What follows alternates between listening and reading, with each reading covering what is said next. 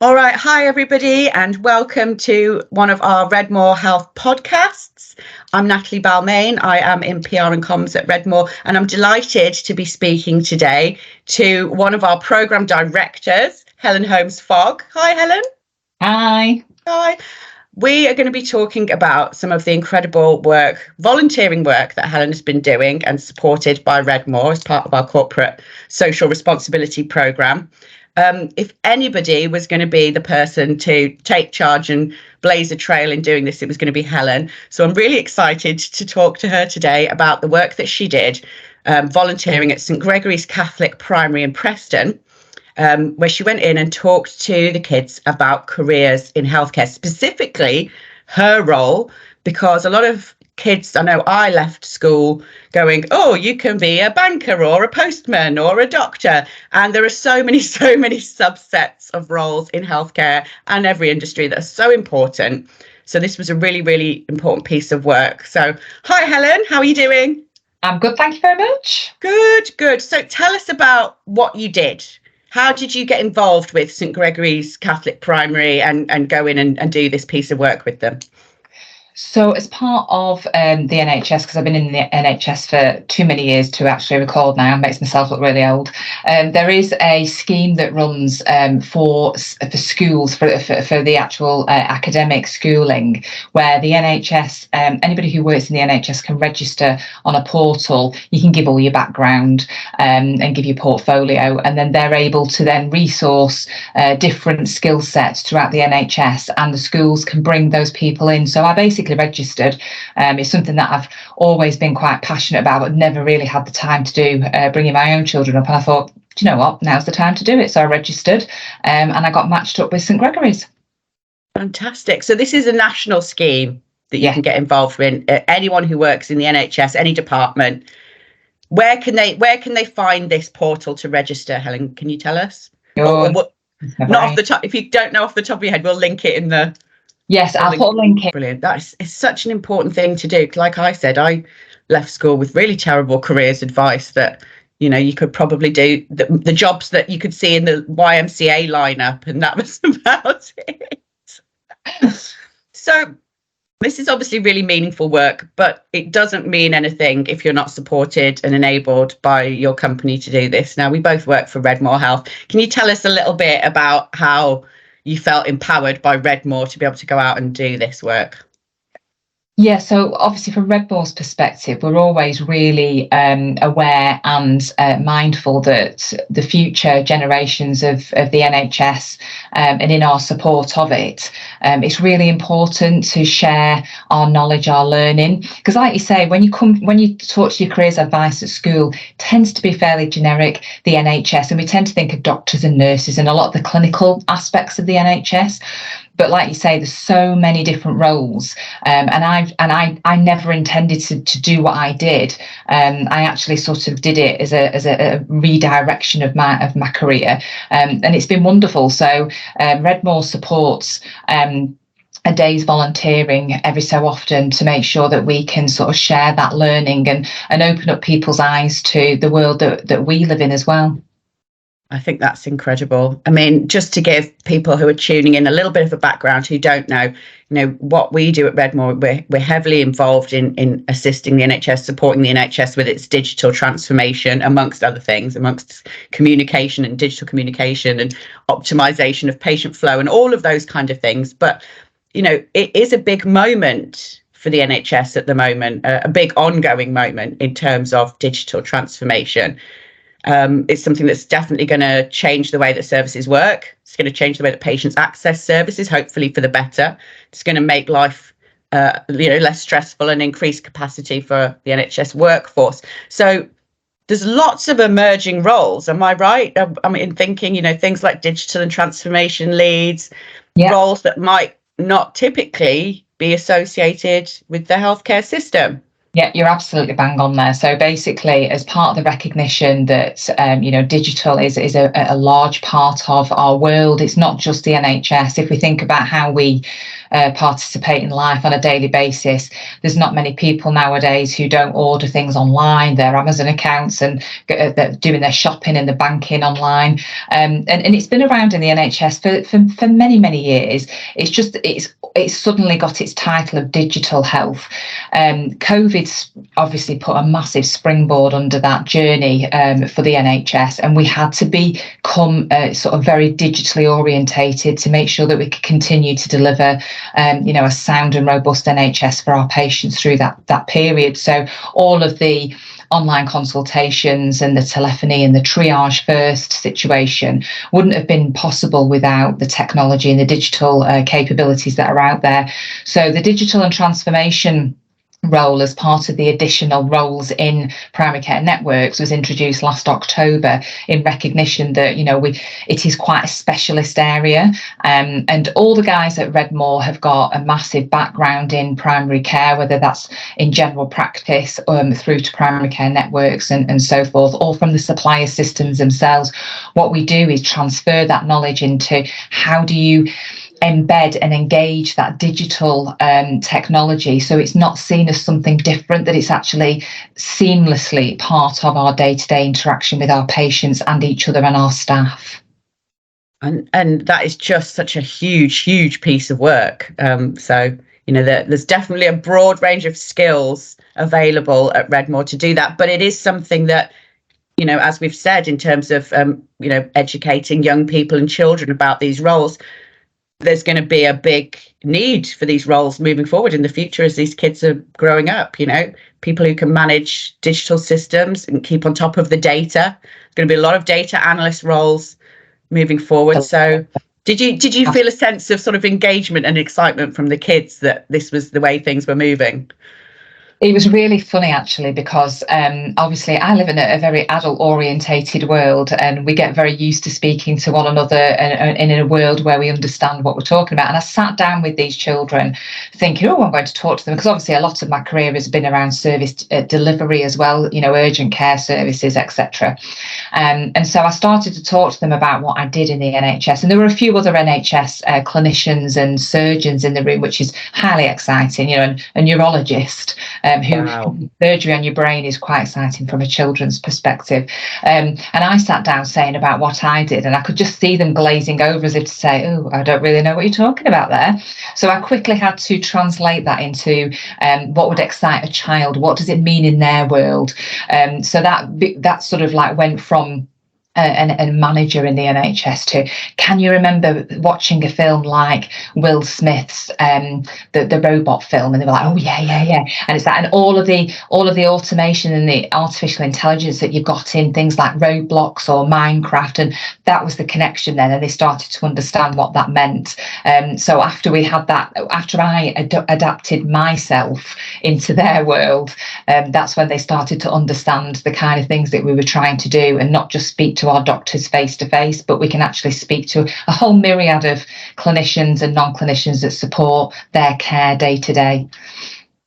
Absolutely. And I totally get what you're saying there about finding that little in, talking to the kids. I remember teaching a class when I was doing Make Me Prime Minister, teaching to 7 and 8 year olds, and there was a finance aspect of it and a shopping aspect, which is kind of boring to them.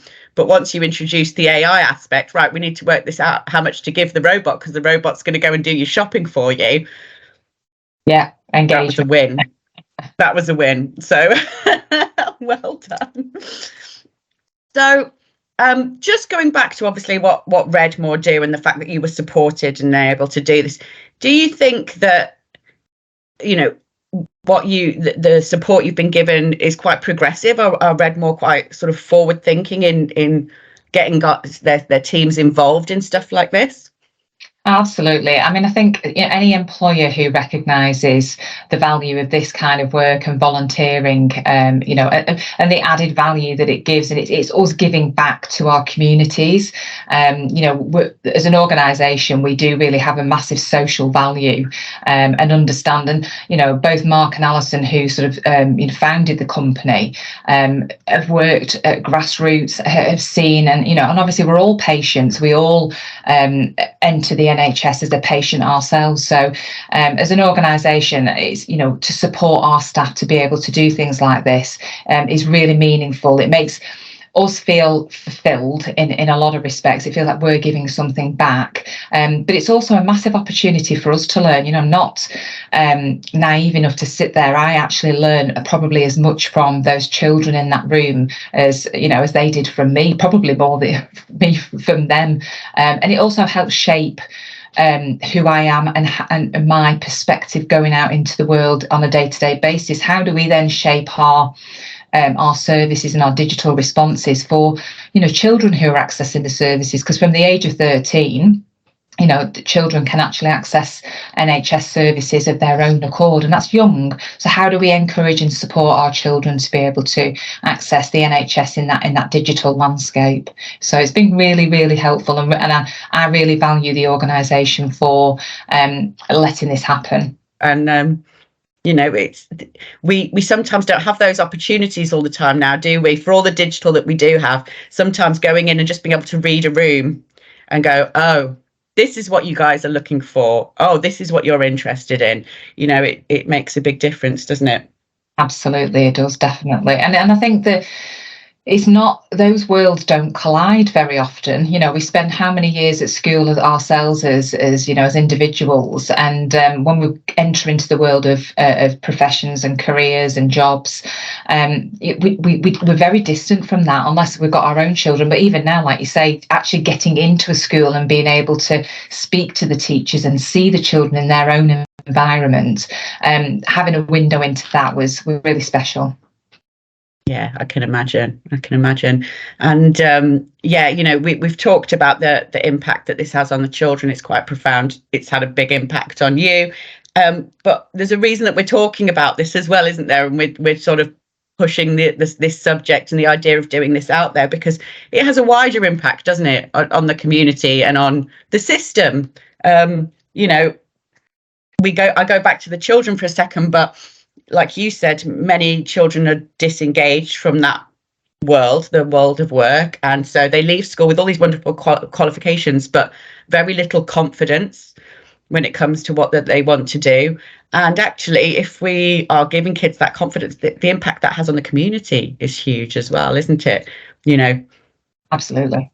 I think that children who have got confidence are going out and testing things and trying things out in the workforce, perhaps from the age of 16 before they've necessarily finished their A-levels or something, and doing community work, volunteering work. And it gives the context, because I think that to teach a child something out of context takes a great skill, and it's not a skill that we're all fabulous at doing, and from a teacher's perspective, if they haven't spent time in environment, it's really hard for them to relay what it actually means and how it feels and what kind of things you're doing.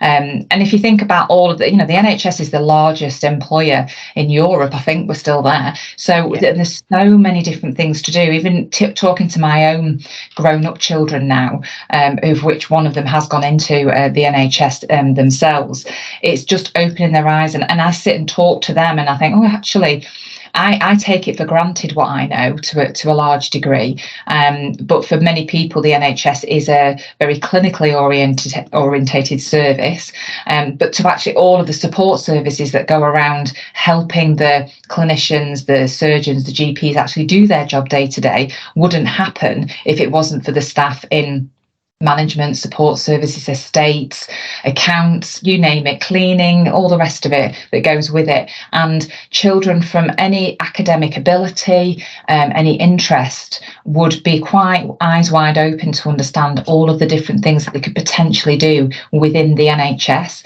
And you know, it's a public sector service, so career in it is, you know, it's for many people, it's a lifelong career. They move around and they obviously do their career development, but there's so much opportunity to move and shape your career within it. You know, it lends itself really well to people coming out and having a really valued career, as hard as it is. And you know, and we've seen the press and we've seen all of the you know, the support and lack of investment that people talk about around the NHS, but actually the people that work within it are usually really close-knit teams, particularly those that work in practice or primary care networks. You know, they're their own little mini families. And from a feel factor point of view, again, when you're going into career, what more would you want to work with people who felt like a family? Yeah, absolutely. You've hit the nail on the head there, because it really is it's a certain group of people that choose to work in the NHS, and it's because they value making a difference. And when you bring a group of people like that together, I think that there's a real team spirit, there's a real sense of camaraderie, and you know that you are all in it together and doing something worthwhile and making a difference for people. And you know, I remember being in my mid-20s, and I'd been temping as sort of, you know, comms officer and this and that in various different industries and different places. And I went into a building where there was Manchester CCG were in one of the offices. And I remember walking past that office and looking and going, I didn't realise that I could do this for the NHS. And that's where I want to work. I want to go and work for the NHS. And I set out to do it, and I did it. Fantastic. I mean, like you, again, you know, it's having worked in the NHS for 25 years, you know, I probably, and there's massive comms and massive, you know, amounts of public information out there. Whether some of that just falls on deaf ears, I don't know. But there's many people that I talk to who goes, I didn't even know this existed in the NHS. You know, if only I'd known. So I do think there's perhaps something we can do a lot more, and going in at sort of like the even junior school level, and sort of coaching and helping our children to understand what the kind of things that they can do in it. You know, how many people go thinking, I want to be a doctor, and academically might not be able to do that for one reason or another. You know, I've had my own experience of that. I was too old to become a dentist when I decided that that's what I would like to do. But there's so many other things that you can do that would still fulfill you very much, but might be a slight sort of like, you know, sidestep or even forward step, but in a different sort of area within the NHS that would really float their boat, and would really, you know, if the results weren't what they anticipated, and so they can't do exactly what it is they wanted to do, just open, you know, there's a door that opens and is massive. But I do think, on reflection myself, that looking at, you know, my own son's career, there is a bit of a challenge in understanding what we can do within the NHS and how we access that careers advice. So anything that helps, you know, the audience in schools or secondary schools or college or higher education, that we can go in and give them that perspective, then let's do that. 100%. I totally agree. We need to be doing more of this. We need to get you out to more schools, Helen. If they'll have me, I'll welcome. We need to get more people out to more schools. Definitely more outreach work, targeting children younger and letting them know what's available. Absolutely, I agree. I always quite liked science, but I knew I didn't want to be a doctor because I didn't want to have to give people injections or cut people. I found that really difficult. And but I had no idea I could have used that science knowledge, and I could have got into clinical research. Yeah, absolutely. Yeah. And, you know, I don't think a lot of kids are aware necessarily that those things are available to them. So more of these volunteer days. We want more people going out, and more of these chats as well, because this is really important. Hopefully a few people will listen to what you've said today and be really inspired, Helen. I know I have been. So thank you so much for that. Is there anything else you would like to share with everybody about your experience before we round up on this podcast? obviously, when the link's in, go and register yourself, because our education, society do need people like us to be able to go and open their eyes. And our schools are really reaching out for help. Again, they're in a very public sector orientated field, and their money is short. So any voluntary support that they can have, go and do it. It really was a great experience. It's a change from our day-to-day lives in our jobs. It gives a different view of the world, and for me, it makes me a much more rounded person, because I'm able to see things from their perspective rather than assuming, which can sometimes give us the wrong outcomes. So that would be my advice. That's a really good point, Helen. Thank you so much. Thank you for chatting to me today. It's been really interesting listening to you, and I'm looking forward to chatting to you again once you've gone off into the world and done another exciting project. So thank you very much. And yes, to everybody who's listening, we will put a link in the caption so you can get involved and do your own volunteering work. And until next time, thank you, Helen. Thank you. Bye now. Bye. Bye.